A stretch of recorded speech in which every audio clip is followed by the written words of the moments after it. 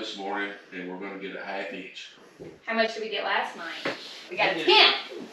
Dorothy says we got a tent. A tent? What did it bring? About 9:30.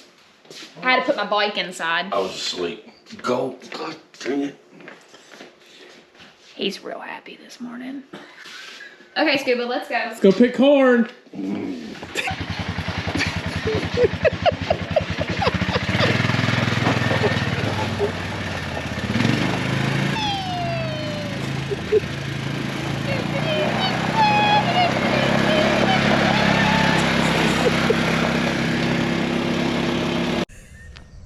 Never a dull moment around this place. I'm more than a man, I'm a monster.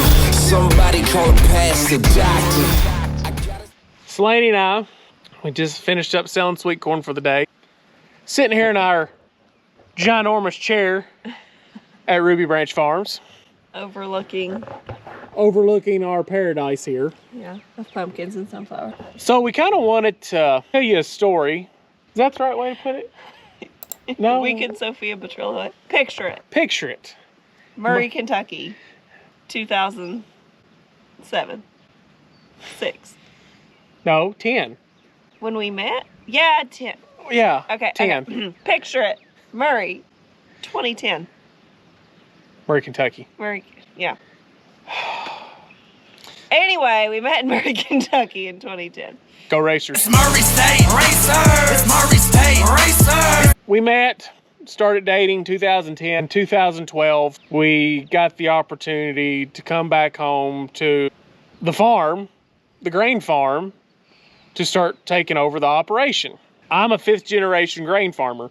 I'm a 0 generation farmer. Laney had, at the time, 0 experience with row crop farming. And really agriculture in general. She had horses. Yeah, horses are not a profitable endeavor, as it turns out. So This is hilarious. So I moved home to the farm.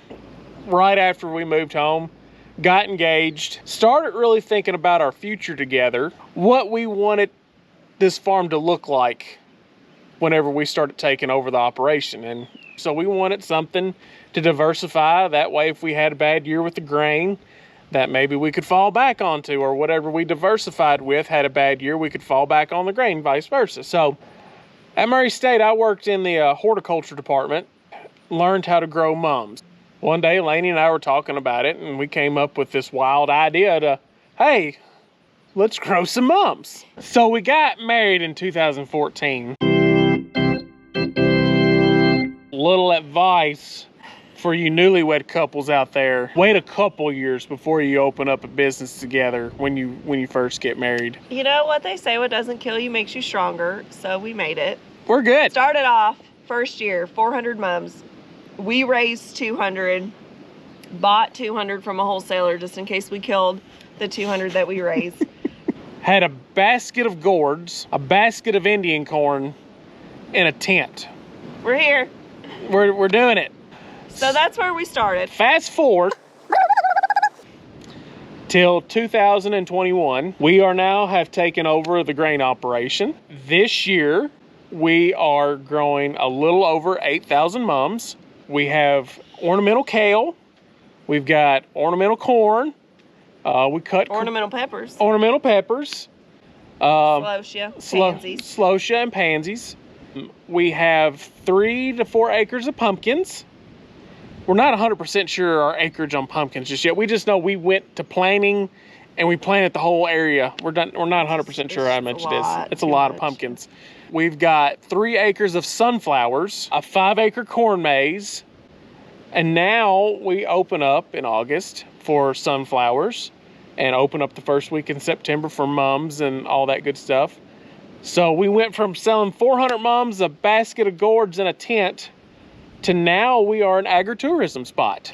And we'll have Christmas trees this winter for the first time ever too.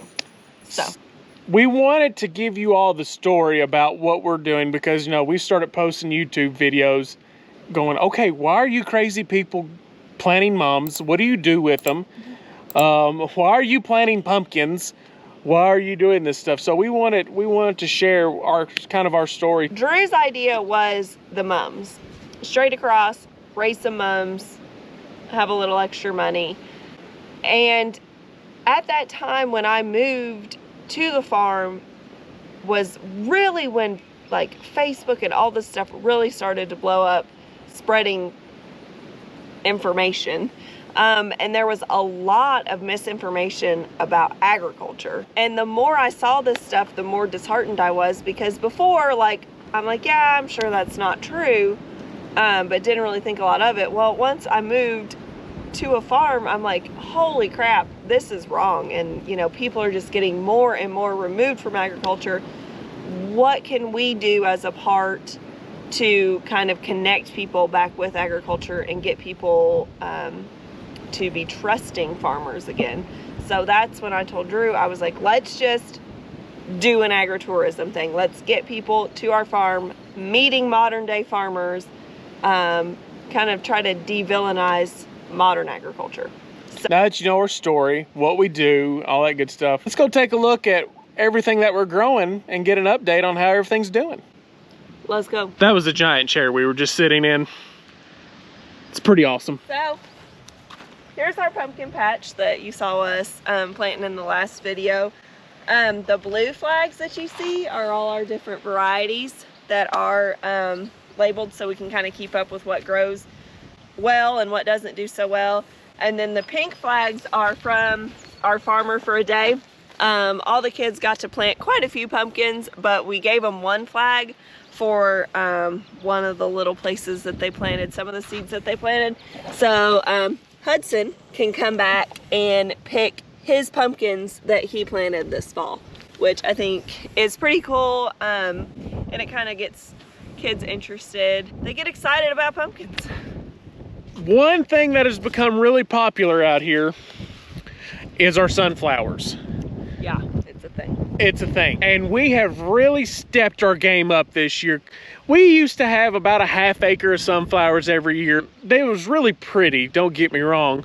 But this year, We went hard in the paint. we've got 3 acres now of sunflowers. One thing that we're gonna do this year is we're gonna cut a maze-like path through it. And at some of the dead ends, we're gonna have a few surprises for photo opportunities. Little photo stations, if you will. We're not gonna give away what we're gonna do yet. Yeah. But we will have a maze-like path cut through all this, and then families can come out and go through the maze, take pictures. You can get professional photographers to come do sessions out here, do engagement pictures, do senior pictures. Engagements. Engagements. We had an engagement We've had last year. engagements out here, and we were all sitting in the window watching very secretly. It was kind of creepy, but we were sitting there watching. Here's the mums. They're growing. So the second video that we posted, if you all remember, where we were plugging mums, you saw how small those plugs were. Look at them now. Oh, If y'all ever need fashion advice, look at what shoes oh, and fly.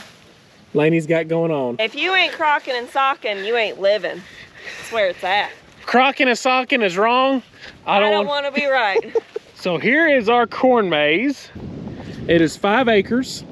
What we do with the corn maze is we plant it this way once, and then this way once. Population is how many seeds per acre that we plant. So approximately, we plant 25,000 one way, 25,000 the other way, for a total, for all you mathematicians, of 50,000 seeds per acre. And the reason we plant it crossways is because it makes it a very, very thick corn maze where you just can't pick a row and walk down it to get out. You can't just see through where you want to go. A question I actually just got today was, why is this corn so much smaller than that corn and the surrounding fields that are actually tasseling right now? And that is because here in South Central Kentucky, we start shelling corn in late August, early September. So that means the corn is dry and the fodder is brittle and brown. We still want green for our corn maze for the majority of the season at least. So if y'all can see that, which is actually a really cool shot right now, we are very dry right now. And that right there is a very, Come here to us. very welcoming sight. Mum ranching ain't easy, but as sure as Danielle can pick a pack of pickled peppers, somebody's got to do it.